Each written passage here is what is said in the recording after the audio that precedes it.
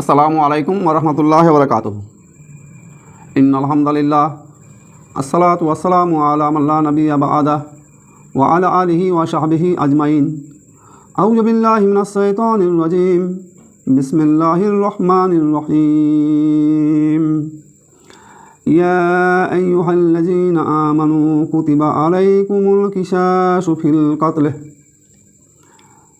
يا أيها الذين آمنوا كتب عليكم القصاص في القتلى الحر بالحر والعبد بالعبد والأنثى بالأنثى فمن أوفي له من أخيه شيء فاتباع بالمعروف وأداء إليه بإحسان ذلك تخفيف من ربكم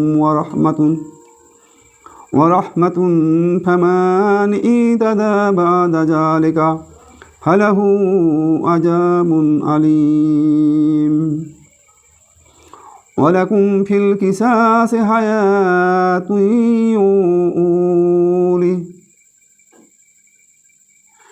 ولكم في القصاص حياة يا أولي الألباب لعلكم تتقون كتب عليكم إذا حضر أحدكم الموت إن ترك خير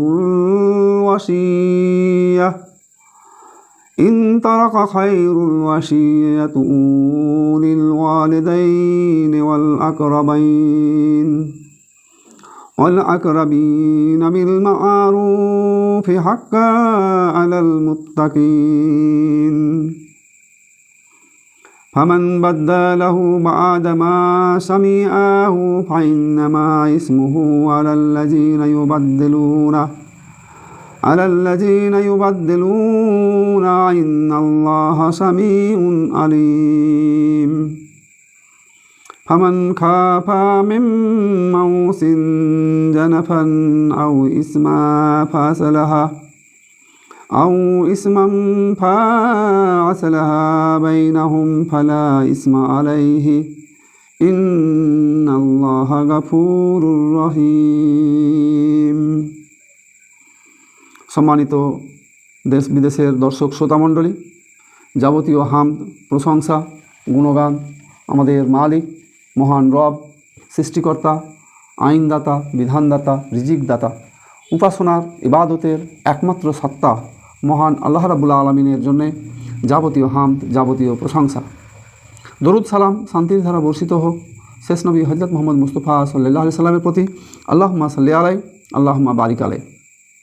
কোরআনের এই ধারাবাহিক আলোচনায় আজকে আমি আপনাদের সামনে সূরা আল বাকারার 178 থেকে 182 এই কয়েকটি আয়াত তেলাওয়াত করেছি। এই তেলাওয়াতকৃত আয়াতগুলোকে সামনে রেখে দার্স পেশ করব। আমা তৌফিকি ইল্লা বিল্লাহ তাওয়াক্কালতু ইলাইহি উনীব। আমরা বিগত পর্বে আলোচনা করেছি, সেখানে বলা হয়েছে যে ঈমান সম্পর্কিত বিষয় এবং ঈমানদার ব্যক্তিদের কিছু কাজ সম্পর্কে আমরা আলোচনা করেছি ধারাবাহিকভাবে।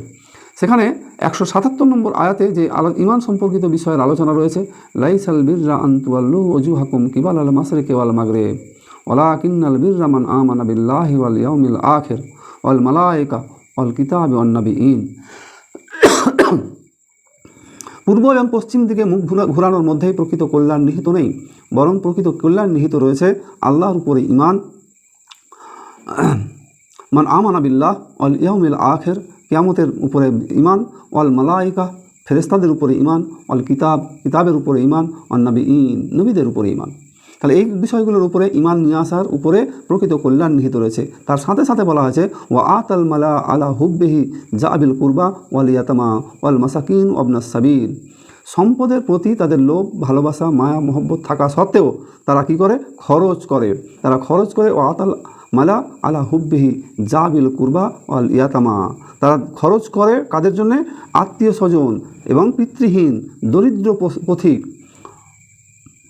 তারপরে বলা হয়েছে ওয়াল ইয়াতামা ওয়াল মাসাকিন, ইয়াতিমদের, মাসাকিন মিসকিনদের জন্যে, অবনা সাবিল ও সাইলিন অফির রেকাব, তার সাথে সাথে আরও যুক্ত করা হয়েছে যে ভিক্ষুকদের পথিকদের আর দাসত্ব মোচন করার জন্যে অফির রেকাব বলা হয়েছে।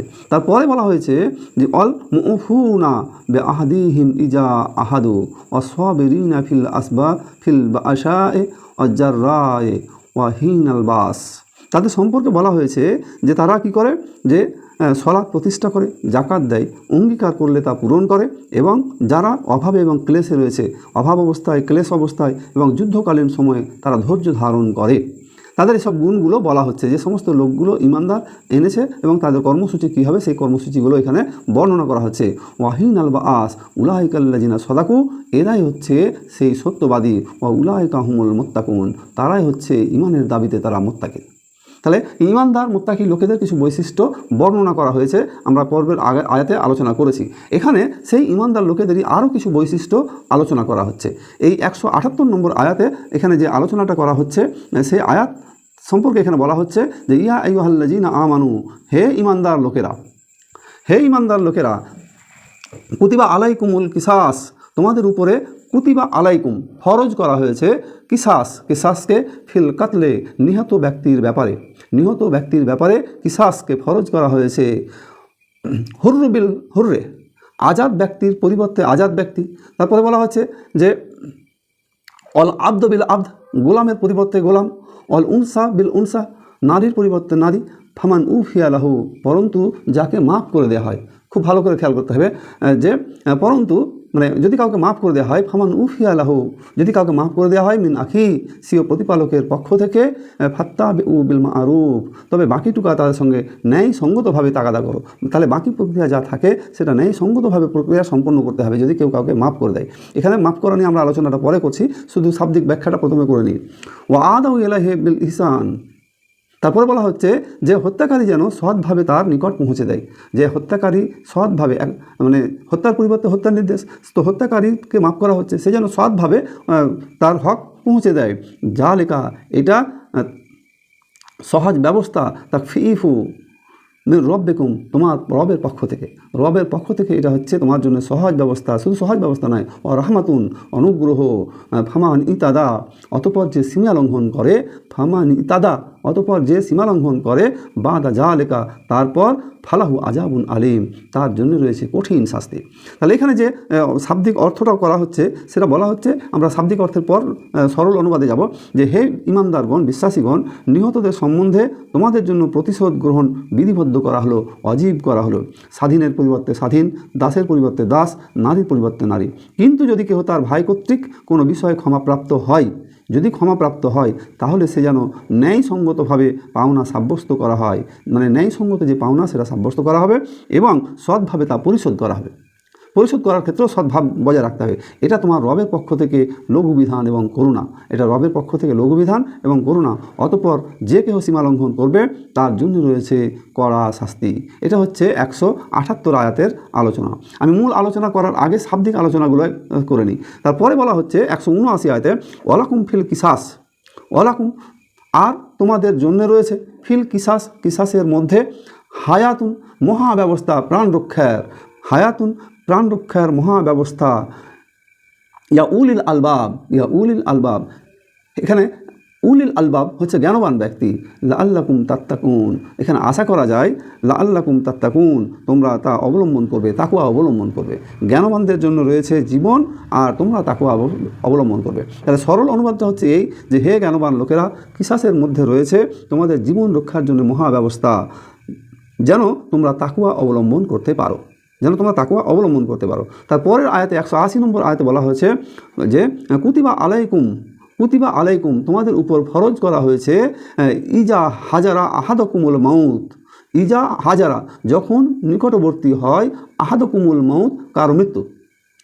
তোমাদের উপর ফরজ করা হয়েছে যে যখন কারো নিকটবর্তী হয়ে যায় মৃত্যু, ইন তাওয়াল্লাউ, ইন তারাকা, ইন তারাকা খায়রুন, ইন তারাকা,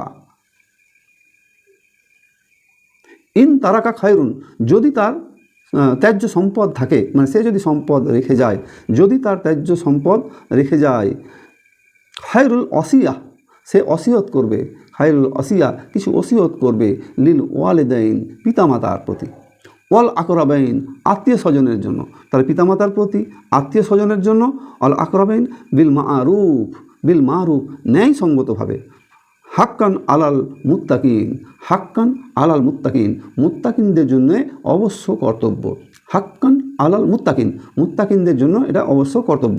তাহলে 180 আয়াতের শাব্দিক অনুবাদের পর আমরা মানে সাধারণ অনুবাদে যাব।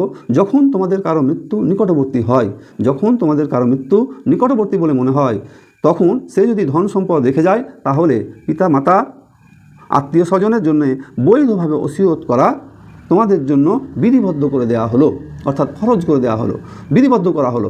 ধর্মভীরুদের জন্য অর্থাৎ মুত্তাকিদের জন্য এটা করণীয়, মুত্তাকিদের জন্য এটা করণীয়। তারপরে বলা হচ্ছে 181 নম্বর আয়াত।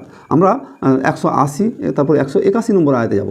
181 নম্বর আয়াতে বলা হচ্ছে ফামান বাদ্দালাহু, অতঃপর যে পরিবর্তন করবে, ফামান বাদ্দালাহু যে পরিবর্তন করে দেবে, বাদামা সামিআহ এটা শোনার পর, বাদা মা সামিআহু এটা শোনার পর, তবে ফাইন্নামা ইসমুহু তবে এটার পাপ হবে, ফাইন্নামা ইসমুহু এটার পাপ হবে, আলাল্লাযিনা তাদেরই যারা ইউবাদ্দিলুনাহু এটার পরিবর্তন করবে, ইউবাদ্দিলুনাহু যারা পরিবর্তন করে দেবে তাদের পাপ হবে। ইন্নাল্লাহা নিশ্চয়ই আল্লাহ সামিউন আলিম শুনেন সব কিছু এবং জানেন, তিনি সব কিছু শুনেন এবং সব কিছু জানেন। তাহলে আল্লাহ রাব্বুল আলামিন বলছেন অথবা যে ব্যক্তি শোনার পর তা পরিবর্তন করবে, এই যে বিধান দেওয়া হলো, এই বিধান জানার পর যে পরিবর্তন করে তাহলে তার পাপ হবে, আর তার পাপটা তার উপরেই বর্তাবে যে এটা পরিবর্তন করবে। নিশ্চয়ই আল্লাহ শ্রবণকারী মহাজ্ঞানী। পরের আয়াতে 182 নম্বর আয়াতে আল্লাহ রাব্বুল আলামিন বলছেন যে ফামান খাফা, হ্যাঁ তবে যার নিকট সাব্যস্ত হবে, ফামান খাফা মিম মাউসি ওসিয়তকারীর পক্ষ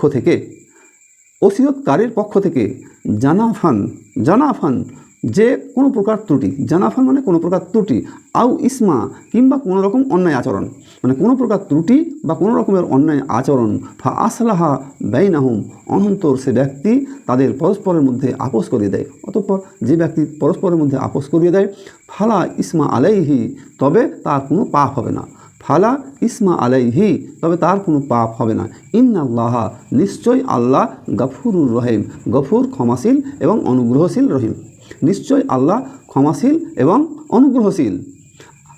সরল অনুবাদ হচ্ছে যে অনন্তর যদি কেউ ওসিয়তকারীর পক্ষ থেকে ইনসাফ ফায়সালা, মানে ওসিয়তকারীর পক্ষ থেকে পক্ষপাতিত্ব অথবা পাপের আশঙ্কা করে, তবে তাদের মধ্যে মীমাংসা করে দেয়, তবে তাদের পাপ হবে না।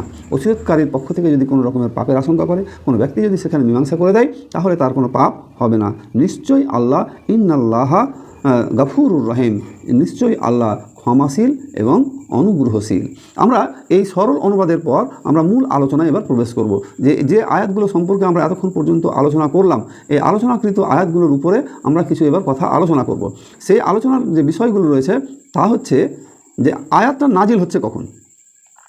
আয়াত নাজিলের যে প্রেক্ষাপটগুলো আছে সেটা হচ্ছে যে ইসলাম ধর্ম প্রচলিত হওয়ার পূর্বে আরবের মধ্যে দুটো গোত্র ছিল।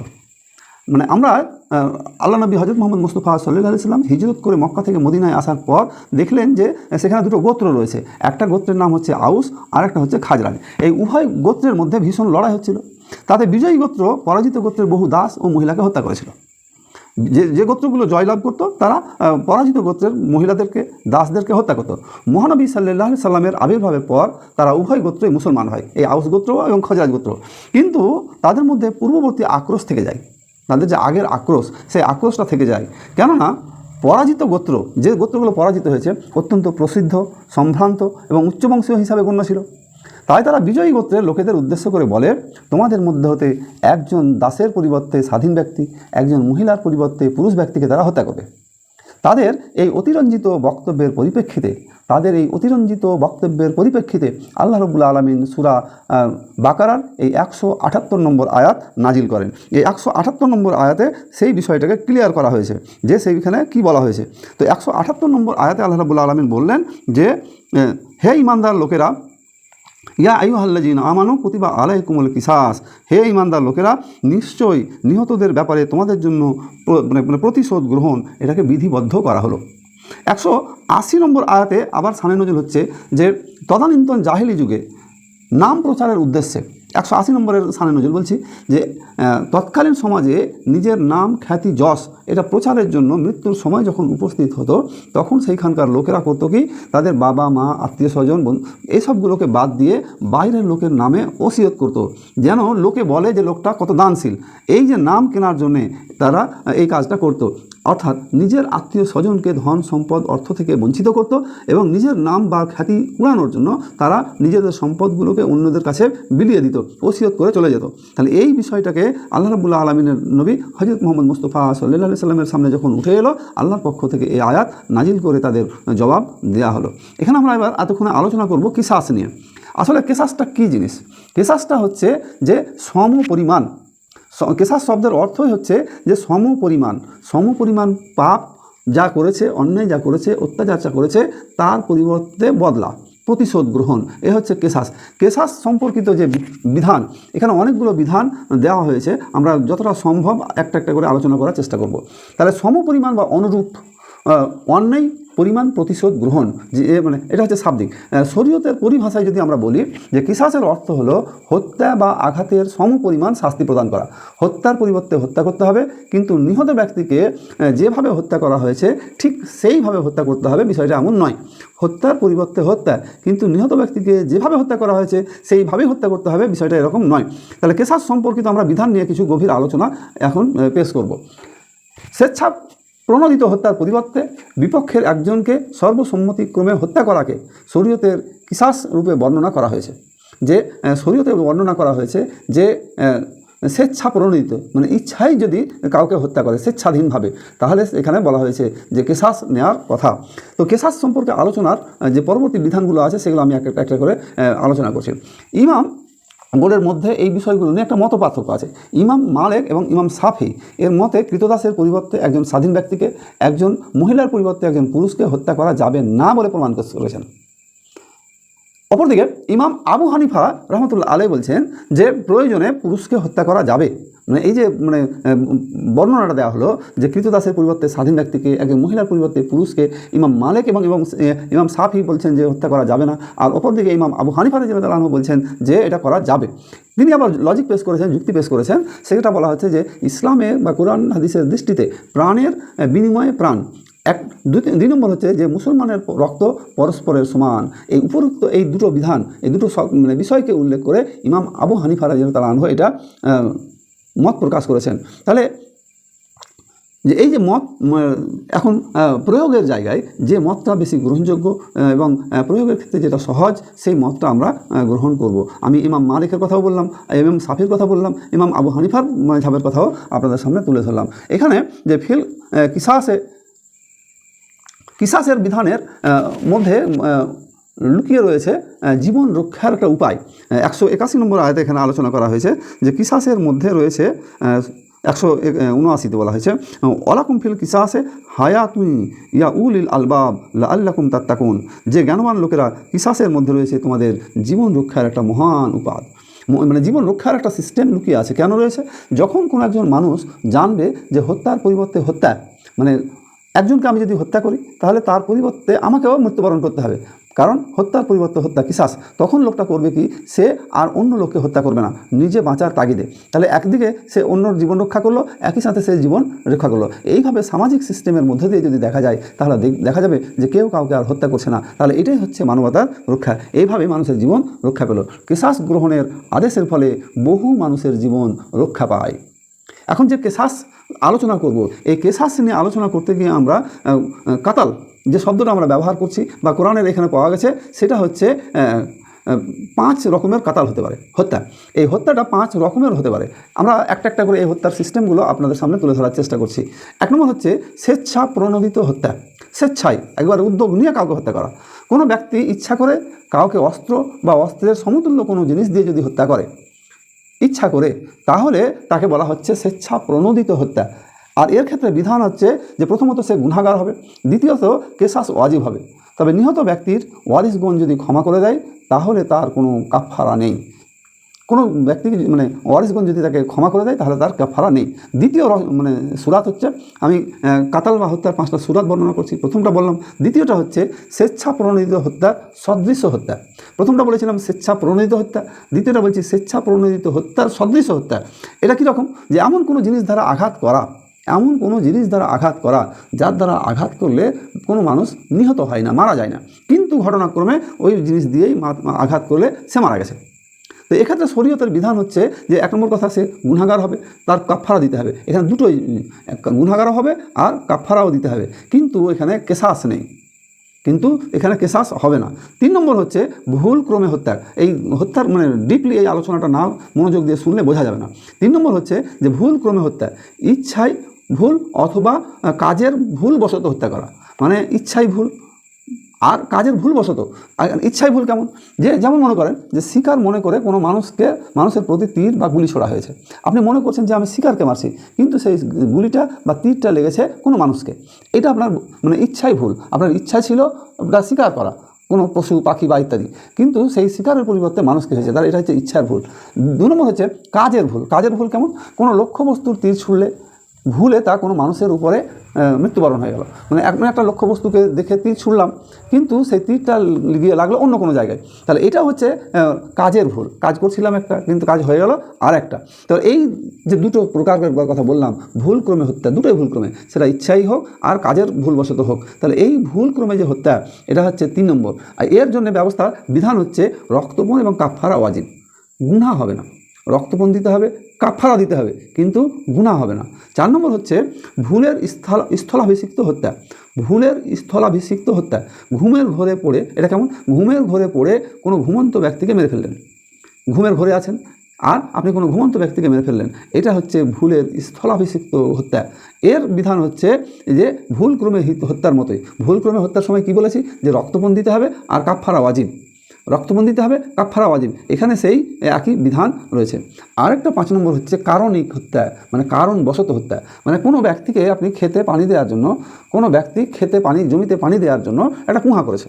এখন দেখা গেল যে ওই কুঁয়া থেকে পানি নিয়ে মানুষ উপকৃত হয়, দেওয়া হয়, চাষবাসের কাজে লাগে, কিন্তু ওই কুঁয়াতে দেখা গেল যে কোনো মানুষ ডুবে মারা গেল, কূপ খনন করলে কিন্তু সেখানে ডুবে মারা গেল। তাহলে এই অবস্থায় যে হত্যা হলো, মারা গেল, তাহলে এটাকে কী হবে? এটার শরীয়তের বিধান হচ্ছে হত্যাকারীর উপরে রক্তপণ বর্তাবে না। হত্যাকারীর উপর রক্তপণ বর্তাবে না, রক্তপণ বর্তাবে মানে যে ব্যক্তি মারা গেছে তার একটা রক্তপণ বা ক্ষতিপূরণ তাকে দিতে হবে। আর সাথে সাথে কি কাফারা এবং কিসাস এটা ওয়াজিব হবে না, কাফারা কিসাস ওয়াজিব হবে না। এখানে আরও কিছু মানে বিষয় আছে, যে দিয়াত বলে একটা বিষয় এখানে আলোচনায় এসেছে, যে অনিচ্ছাকৃতভাবে কাউকে হত্যা করলে সেজন্য হত্যাকারীকে প্রাণদণ্ডে দণ্ডিত করা বিধেয় নয়। অনিচ্ছাকৃতভাবে যদি কেউ কাউকে হত্যা করে তাহলে তার জন্যে প্রাণদণ্ডে দণ্ডিত করা বিধেয় নয়। সেই জন্য দিয়াত বা হত্যার বিনিময় প্রদানের ব্যবস্থা করা হয়েছে। সেই জন্যে হত্যার বিনিময় প্রদানের একটা ব্যবস্থা আছে ইসলামী শরীয়তে। এর উদ্দেশ্য হচ্ছে যে নিহত ব্যক্তির মৃত্যুতে তার উত্তরাধিকারীগণ যেরূপ ক্ষতিগ্রস্ত হয়েছে তা সম্পন্ন করা, যেমন ক্ষতিগ্রস্ত হয়েছে সেইটাকে পূরণ করে দেওয়া। আর দিয়াতের পরিমাণ হচ্ছে সেইটা নিয়ে মতভেদ আছে। তবে তৎকালীন সমাজে দিয়াতের যে পরিমাণের কথা আমরা শরীয়তের গ্রন্থগুলো থেকে পাই, হাদিসগুলো থেকে পাওয়া যায়, তা হচ্ছে যে 100টা উট হতে পারে, 1000 দিনার হতে পারে, 10,000 দিরহাম হতে পারে। তবে বর্তমান অবস্থায় যেটা বর্তমানকালের প্রচলিত ওজন অনুপাতে সে 1 দিনারের দাম বা 1 দিরহাম বা যে পরিমাণটা হয় বর্তমান অর্থনৈতিক পরিস্থিতিকে সামনে রেখে, এবং এটা অবশ্যই এককভাবে সিদ্ধান্ত গ্রহণ করা হবে না, এটা সম্মিলিত মজলিস বা শুরা বা সংশ্লিষ্ট কর্তৃপক্ষের মাধ্যমে এটা হতে হবে। আচ্ছা, তারপরে এখানে হত্যা সম্পর্কিত আরেকটা বিধান হচ্ছে যে পিতা পুত্রকে হত্যার বিধান। যে পিতা যদি পুত্রকে হত্যা করে দেয় তাহলে তার ক্ষেত্রে কী হবে? অধিকাংশ আলেমের মত হচ্ছে যে আলেমের মতে পুত্র হত্যার কারণে পিতার কিসাস নেওয়া যাবে না, পুত্র হত্যার কারণে পিতার কিসাস নেওয়া যাবে না। কিন্তু ইমাম মালিক রাদিয়াল্লাহু তাআলা আনহু বলছেন যে ইচ্ছা করে যদি হত্যা করে তবে বিনিময়ে পিতাকে হত্যা করা হবে, এটা ইমাম মালিকের মত। তবে ছেলে যদি আবার পিতাকে হত্যা করে তবে সবাই একমত যে তার কিসাস হবে, এ ব্যাপারে কোনো মতভেদ নেই। আরও এই সম্পর্কে তো কিছু কথা বলা ভালো, যে একজনের তৎকালীন সোসাইটিতে মানে জাহিলিয়াতের যুগে যেটা প্রচলন ছিল, যে একজনের হত্যার পরিবর্তে যদি সেটা সম্ভ্রান্ত ঘরের হয় তাহলে হত্যাকারীর পরিবারের একাধিক ব্যক্তিকে বা কোনো সময় একটা গোত্রকে হত্যার শিকার হতে হতো। এখানে বলা হচ্ছে যে একজনের কারণে এক দলকে হত্যার হুকুম, এটা সঠিক নয়। একজনের পরিবর্তে একজনকে হত্যা করা হবে, কিন্তু একজনের পরিবর্তে এক দল নয়, কেননা একজন আর এক দল এটা সমান নয়। অন্যান্যদের মতে হত্যা করা যাবে, কিন্তু অন্যান্যরা, ইমাম হাম্বেল রাদিয়াল্লাহু তাআলা আনহু বললেন যে একজনের বিনিময়ে এক দলকে হত্যা করা যাবে না, কারণ একজন আর এক দল এটা সমান নয়। মাথায় রাখতে হবে এটা আমাদের। সীমা লঙ্ঘনের একটা বিষয় এখানে আলোচনায় এসেছে। সীমা লঙ্ঘনের বিষয়টা হচ্ছে এই যে আমরা আলোচনায় দেখেছি যে হত্যাকারীকে যদি তার পরিবার, মানে যিনি হত্যাকারী তাকে যদি মৃতের পরিবারের পক্ষ থেকে ক্ষমা করা হয়, এখানে তিনটে সূরাত আছে। একটা আমরা এতক্ষণ আলোচনা করলাম কিসাস নিয়ে, দ্বিতীয় সূরাত হচ্ছে ক্ষমা। যদি স্বেচ্ছায় তারা ক্ষমা করে দেয় তাহলে সে ক্ষমা, তার বদলা আল্লাহ রাব্বুল আলামিন দেবেন। তৃতীয় হচ্ছে যে বিনিময় বা মুক্তিপণ, এই বিনিময়ে যদি দেওয়া হয় তাহলে বিনিময়ের জায়গায় সতর্ক করা হচ্ছে হত্যাকারীকে যে যে মৃতের পরিবার আপনাকে একটা সুযোগ দিয়েছে, হত্যার পরিবর্তে হত্যা নয়, আপনার প্রাণ রক্ষা, আপনার প্রাণটাকে বেঁচে রাখার একটা সুযোগ করে দিয়েছে। এই সুযোগের কৃতজ্ঞতা স্বরূপ তার সাথে যেন সদাব্যবহার করা হয় আর তাকে উপযুক্ত পরিমাণে একটা মুক্তিপণ বা বিনিময় দেওয়া হয়। এই জায়গায় সেখানে কোনো পক্ষ যেন কোনো রকমের দুরভিসন্ধি বা সীমা লঙ্ঘন না করে। এখানে সীমা লঙ্ঘন বা টালবাহানার প্রসঙ্গটা এসেছে যে নিহত ব্যক্তির উত্তরাধিকারীগণ রক্তের বিনিময় গ্রহণ করার পরও যদি প্রতিশোধ গ্রহণের চেষ্টা করে কিংবা হত্যাকারী রক্তের বিনিময় প্রত্যার্পণ করতে টালবাহানা করে এবং হত্যাকারীর উত্তরাধিকারীগণ তার প্রতি যে নম্র ব্যবহার করেছে তার প্রতি কৃতজ্ঞতা প্রকাশ না করে, তবে এটাকে বাড়াবাড়ি বলা হবে। মানে কৃতজ্ঞতা প্রকাশটা যদি সে না করে তাহলে সেটাই হচ্ছে বাড়াবাড়ি। এবার এতক্ষণ পর্যন্ত আমরা কিসাস নিয়ে আলোচনা করলাম। তাহলে এই যে কিসাসের আলোচনা, এই কিসাসের আলোচনার মধ্যে দিয়ে আমরা একটা শিক্ষণীয় বিষয় আমরা এতক্ষণে পাবো। সে বিষয়টা হচ্ছে যে সমাজে কোরআন এবং সুন্নাহর বিধান প্রতিষ্ঠা হলে অন্যায়, অবিচার, হত্যা, অশ্লীলতা, বেহায়াপনা সমাজ থেকে মুক্ত হবে। দ্বিতীয় হচ্ছে নারী পুরুষ সে স্বাধীন কৃতদাস হোক বা ধনী অথবা গরিব হোক, জীবনের মূল্য ইসলামের দৃষ্টিতে সকলের সমান। 3 নম্বর হচ্ছে শান্তিপূর্ণ পৃথিবী গড়ার জন্যে ইসলামী বিধান হচ্ছে অনন্য। ইসলামী বিধান ছাড়া শান্তিপূর্ণ পৃথিবী প্রতিষ্ঠা হতে পারে না।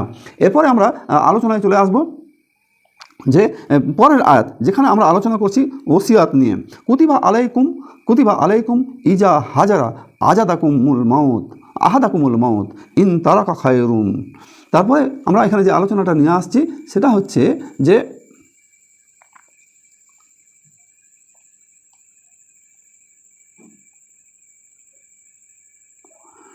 কুতিবা আলাইকুম তোমাদের উপর ফরজ করা হলো, ইজা হাজারা যখন নিকটবর্তী হয়, আহাদাকুমুল মাউত যখন কারো মৃত্যু নিকটবর্তী হয়ে যায়, তখন বলা হচ্ছে ইন তারাকা খায়রুল ওসিয়া। ইন তারাকা খায়রুন, যদি তার পরিত্যাজ্য সম্পদ থাকে, ওসিয়ত করবে কার মধ্যে?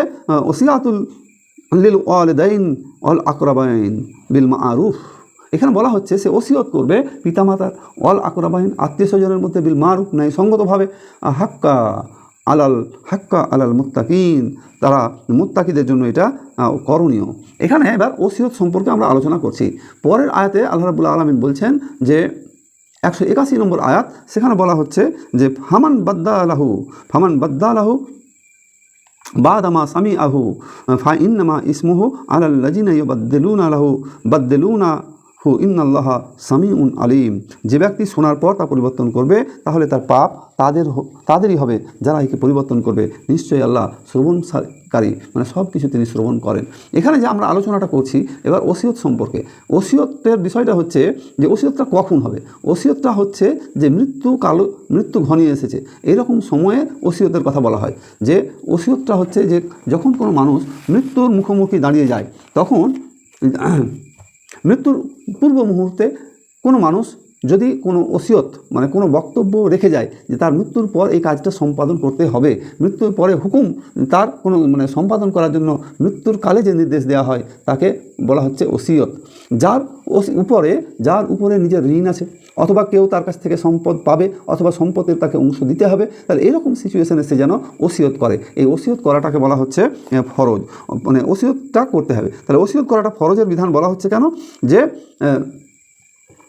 কোনো মানুষ ঋণ নিয়ে যদি মৃত্যুবরণ করে তাহলে আল্লাহ রাব্বুল আলামিন যে যার ঋণ আছে তার ঋণ পরিশোধ না হওয়া পর্যন্ত আল্লাহ নবী হজরত মোহাম্মদ মুস্তাফা সাল্লাল্লাহু আলাইহি সাল্লাম তার জানাজা আদায় করতেন না, মানে জানাজাই পড়তেন না ঋণ থাকা ব্যক্তি। তাহলে এরকম ঋণ আমাদের অনেকে থাকতে পারে। সুতরাং সে যদি মৃত্যুকালীন সময়েও তার মনে থাকে, সে যেন ওসিয়ত করে যায় ঋণ পরিশোধের ব্যাপারে। এক। দ্বিতীয় হচ্ছে যে সম্পদ, হয়তো সম্পদেও ঋণ থাকতে পারে। সম্পদের ঋণ কীরকম, যে আপনি দীর্ঘদিন যাবৎ সম্পদ, বাপের সম্পদ নিয়ে আছেন, সেখানে তার যে বোনেদের অংশ আছে সেই বোনেদের অংশ দেওয়া হচ্ছে না, আপনার মৃত্যুর সময় ঘনিয়ে এসেছে, আপনি মরার আগে না পারলেও অন্ততপক্ষে ওসিয়ত করে যাবেন সেই সম্পদ যেন ঋণ পরিশোধ করা হয়। আর যদি কেউ পাওনাদার থাকে, সে যে কোনো রকমের পাওনাদার হয়, তাহলেও মরার আগে যেন অন্ততপক্ষে ওসিয়ত করা হয় ঋণ পরিশোধ করার জন্য, পাওনাদারের দেনা মিটিয়ে দেওয়ার জন্য। এটা একটা ওসিয়তের দিক। দ্বিতীয় ওসিয়ত হচ্ছে যে যদি তার কোনো সম্পদ থাকে, এই সম্পদ থেকে সে ওসিয়ত করতে পারবে। কতটা করতে পারবে? তাফসীর কারক, হাদিস সব প্রায় একমত যে 1/3 বেশি সম্পদ সে ওসিয়ত করতে পারবে না। 1/3 বেশি কোনোভাবে সম্পদ ওসিয়ত করতে পারবে না। 1/3 কেন? 1/3 হচ্ছে 3/1 যে সম্পদ আছে তার 3/1 ওসিয়ত করা যাবে। আচ্ছা, ওসিয়তের আরও কিছু শর্ত আছে, যে এই যে 3/1 ওসিয়ত করলাম, তাহলে একটা বর্ণনা আছে যে যদি ওয়ারিসগণ সম্মতি দেয়, ওয়ারিসগণের সম্মতিতে কোনো ব্যক্তি তার সম্পূর্ণ সম্পদও ওসিয়ত করতে পারে, ওয়ারিসগণের সম্মতিতে। তবে ওয়ারিসরা সাধারণত সব সম্পত্তি উইল করে দেওয়ার, ওসিয়ত করে দেওয়ার জন্য কেউ সাধারণত বলে না। দ্বিতীয় একটা মূলনীতি হচ্ছে, এখানে ওসিয়তের কিছু মূলনীতি আছে। দ্বিতীয় একটা মূলনীতি হচ্ছে যে 1/3 বেশি সে সম্পদ ওসিয়ত করতে পারবে না। 3 নম্বর হচ্ছে যে যাদেরকে ওসিয়ত করা হবে, সেই ওসিয়তকারীরা যারা সম্পদে অংশীদার, তাদেরকে ওসিয়ত করা যাবে না। যে সমস্ত ব্যক্তি বা প্রতিষ্ঠানগুলো সম্পদে সরাসরি অংশীদার নয়, ওয়ারিস নয়, তাদেরকে আপনি ওসিয়ত করতে পারেন। আপনার সম্পত্তিতে আপনার ছেলে, মেয়ে, পুত্র, বাবা, মা, তারা অংশীদার। এই যারা সম্পদে সরাসরি অংশ পায়, তাদেরকে ওসিয়ত করা যাবে না, কারণ এটা আল্লাহর পক্ষ থেকে সূরা নেসার 11 থেকে আয়াতগুলোর মধ্যে, সূরা নেসা 4 নম্বর সূরার 11 নম্বর আয়াত, এই আয়াতগুলোতে সম্পত্তি, মিরাজ বন্টন, উত্তরাধিকার বন্টন, এগুলো বিস্তারিত আলোচনা করা হয়েছে। তাহলে আল্লাহর পক্ষ থেকে যখন কোনো বিষয়ে ফায়সালা দিয়ে দেওয়া হয়, কে কতটা পাবে, সেই জায়গায় আর নতুন করে ফায়সালা দেওয়ার ইখতিয়ার, অধিকার কারো থাকে না। ফলত আল্লাহ রাব্বুল আলামিন ওসিয়ত এর আয়াতটা নাজিল হয়েছে আগে আর উত্তরাধিকার আইন মানে ওয়ারিস বন্টন কীভাবে হবে তার আইন বা তার বিধান জারি হয়েছে পরে সেই আয়াতগুলো নাজিল হয়েছে। তাহলে এখন আমাদের মাথায় রাখতে হবে যে এই নাজিলকৃত আয়াতে যেখানে ওসিয়তের সুযোগ আছে, সেখানে যে শর্তগুলো হাদিসে বলা হয়েছে, সেই শর্তগুলো পালন করতে হবে। তবে আল্লাহ নবী হযরত মুহাম্মদ মুস্তাফা সাল্লাল্লাহু আলাইহি সাল্লামের কাছে হযরত সাদ রাদিয়াল্লাহু তাআলা আনহু জিজ্ঞাসা করলেন। হযরত সাদ রাদিয়াল্লাহু তাআলা আনহু জিজ্ঞাসা করলেন আল্লাহ নবীকে যে আমি আমার সম্পদের 2/3 কি ওসিয়ত করতে পারবো? আল্লাহ নবী সম্মতি দিলেন না। দ্বিতীয়বার আবার জিজ্ঞাসা করলেন যে আমি অর্ধেক সম্পত্তি ওসিয়ত করতে পারবো? তাও সম্মতি নেই। তৃতীয়বার আবার জিজ্ঞাসা করলেন 1/3। তাহলে 1/3 বলার পর তবে সেটাও বেশি হয়ে যায়, মানে ওসিয়ত করার ব্যাপারে অত্যন্ত সাবধান বা সতর্কতা অবলম্বনের কথা এখানে বলা হয়েছে। তারপরে এখানে যে আলোচনাটা আসছে 181 নম্বর আয়াতে, সেটা হচ্ছে ফামান বাদ্দালাহু বাদামা সামিআহু ফাইন্নামা ইসমুহু আলাল্লাযিনা ইউবাদদিলুনাহু। এখানে বলা হচ্ছে অতঃপর যে ব্যক্তি শোনার পর তা পরিবর্তন করবে। এই যে ওসিয়তের আইন জারি হলো, এই ওসিয়তের আইন জারি হওয়ার পর যে এই আইনটাকে পাল্টে দেবে, তাদের ক্ষেত্রে বলা হচ্ছে যে পরিবর্তন করবে, তারা হবে পাপী, তারাই হবে সীমা লঙ্ঘনকারী, তারাই হবে জাহান্নামের শাস্তির উপযোগী। আর এই ব্যাপারে বলা হচ্ছে ইন্নাল্লাহা সামিউন আলিম, নিশ্চয়ই আল্লাহ শ্রবণকারী এবং মহাজ্ঞানী। আল্লাহ রাব্বুল আলামিন মানে সব শ্রবণ করছেন, সব শুনছেন এবং সব বিষয়ে তিনি খোঁজ খবর রাখেন, সব ব্যাপারে তিনি খবর রাখেন। এখানে সব ব্যাপারে খবর রাখেন, সব কিছু তিনি দেখছেন, সব ব্যাপারে তিনি মহাজ্ঞানী। এসব বলার পর মানুষকে বোঝানো হচ্ছে তোমাদের উপরে যে আমি ফায়সালাটা ছেড়ে দিলাম, বিতরণের যে পদ্ধতিটা বলে দিলাম, এটা তোমরা মানছো কি মানছো না, এটা আমি যেমন দেখছি তেমনি শুনছি এবং সব বিষয়ে আমি কিন্তু খবর রাখি, আমি মহাজ্ঞানী। আল্লাহ রাব্বুল আলামিন এটা মানুষকে সতর্ক করলেন। এই সতর্কতার পর আবার বলা হচ্ছে যে ফামান খাফা মিন মাউসিন, যদি তোমাদের ভয় থাকে ওসিয়তকারীর পক্ষে পক্ষপাতিত্বের, মানে ওসিয়তকারী পক্ষপাতিত্ব করে দিতে পারে, এরকম যদি তোমাদের কোনো ভয় থাকে, আও ইসমা, অথবা অন্যায় অবিচার করার বা ইনসাফ না করার, এরকম যদি তোমাদের ভয় থাকে যে সে হয় অবিচার করবে, ইনসাফ করবে না, অথবা পক্ষপাতিত্ব করবে, এরকম যদি তোমাদের আশঙ্কা থাকে, তাহলে ফা আসলাহা বাইনাহুম ফালা ইসমা আলাইহি, তাহলে বলা হচ্ছে যে তাদের মধ্য থেকে যদি কেহ মীমাংসা করে দেয়, ওসিয়তকারীর পক্ষে এটা আশঙ্কা আছে কম বেশি করে দেওয়ার বা ইনসাফ প্রতিষ্ঠা না করার, তাহলে এরকম সিচুয়েশনে যদি কেউ মীমাংসা করে দেয়, তাহলে তার পক্ষে সেটা পাপ নেই। তাহলে তার কী হবে যে সেখানে ফা আসলাহ বাইনাহুম ফালা ইসমা আলাইহি, তাহলে তার মধ্যে কোনো পাপ নেই। ইন্নাল্লাহা গাফুরুর রহিম, নিশ্চয়ই আল্লাহ ক্ষমাশীল এবং অনুগ্রহশীল। এখানে আবার অনুগ্রহশীল এবং ক্ষমাশীল বলা হলো কেন?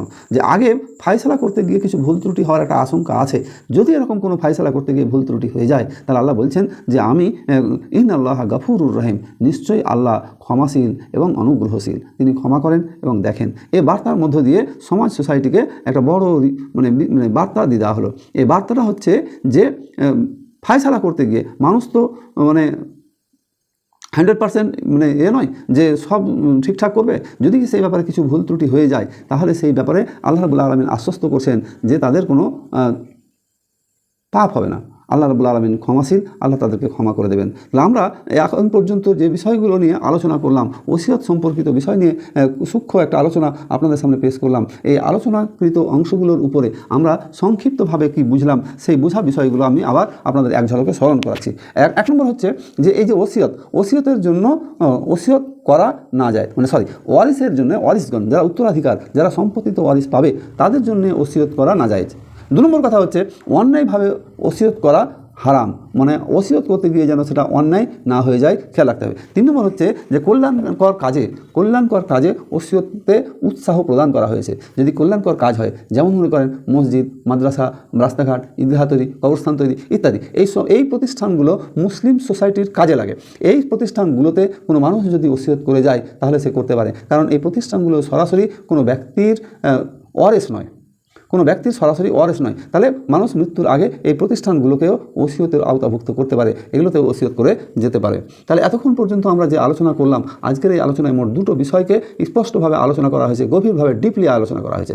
একটা বিষয় হচ্ছে যে আমরা কিসাস নিয়ে আলোচনা করেছি, কিসাস সম্পর্কে আলোচনা করলাম যে কিসাস হচ্ছে এমন একটা বাণী যার দ্বারা সমাজে উপকার রয়েছে, মানে মানব জাতির রক্ষার একটা বড় সিস্টেম এর মধ্যে লুকিয়ে আছে। কারণ যিনি কিসাসের আইন যদি সে জানে, তাহলে সে কাউকে হত্যা করবে না, কারণ হত্যা করলে তার নিজের মৃত্যুবরণ করার সম্ভাবনা আছে। তাহলে এইভাবে সমাজ থেকে হত্যা নামক একটা অসামাজিক কাজ দূরীভূত হবে, সমাজের বহু মানুষ এই অন্যায় হত্যা থেকে বেঁচে যাবে। তাহলে একটা অন্যায়, অবিচার, অশ্লীলতা, বেহায়াপনা ইত্যাদি সোসাইটি থেকে রুখতে বা সমাজকে সুন্দরভাবে গঠন করতে এই কোরআনের যে বিধান, এই কোরআনের বিধানকে বাস্তবায়ন করতে হবে। ইসলামের দৃষ্টিতে নারী হোক অথবা পুরুষ, কৃতদাস অথবা স্বাধীন মানুষ হোক, যে কোনো টাইপের মানুষ হোক না কেন, সে ধনী অথবা গরিব, তাদের প্রত্যেকের রক্তমূল্য সমান, তাদের প্রত্যেকের মানবীয় মর্যাদা সমান। আর শান্তিপূর্ণ পৃথিবী গড়ার জন্যে একমাত্র বিধান ইসলামই প্রযোজ্য।